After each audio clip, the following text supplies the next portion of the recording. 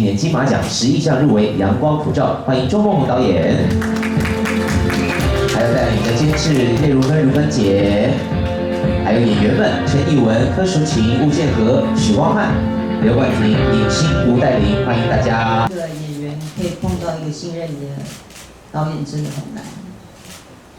跟他合作你就必须要非常在状况内，你1分1秒都不可以闪掉，你要随时都会机器扛起来他就要拍了，然后他永远不喊他，然后你就会自己演，你也不知道，然后你要自己去设想你要如何在他还没有喊他之前做这个角色应该做的行为跟表情跟肢体语言。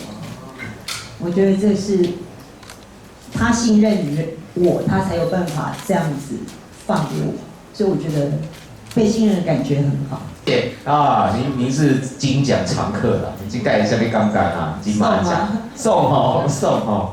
可是有没有觉得很紧张那种感觉？会还是会哈？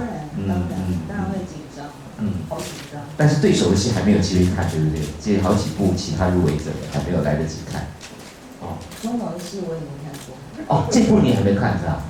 钟老师有系列的戏我也没看过。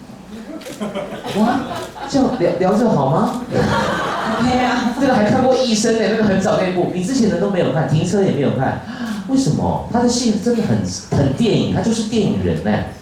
我不要，因为看了你就会有既定印象。哦，哇哦。所以我也没有去 Google 他是谁。是。我不知道他是谁。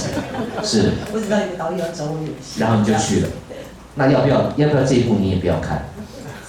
就这一部周梦红的电影你也不要看。不行。你就是只爱自己啊！别人的你不看，你就是。因为他是导演，所以我不会去。这次。不是，我是说之前的作品嘛，因为是不一样的东西。所以有啦，很开心，就是入围就已经很开心。好，刚刚目标金马奖呢。快乐。大家好，你就有希望，你这角色就有机会。是。真的，我们给你很大的鼓励，这个太棒了，你。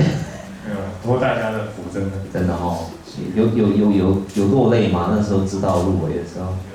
有鼻酸泛泪一下，但还好。比较好笑的是我阿嬷，为什么阿嬷有说，阿嬷我也不知道怎么讲，阿嬷我迄演体有迄种算掉的，啊比赛。啊是啥物？金马奖啊，啥物金马？无啦，啥物假金马？我妈有被骗，唔现在金马奖阿嬷我顶下甲你讲。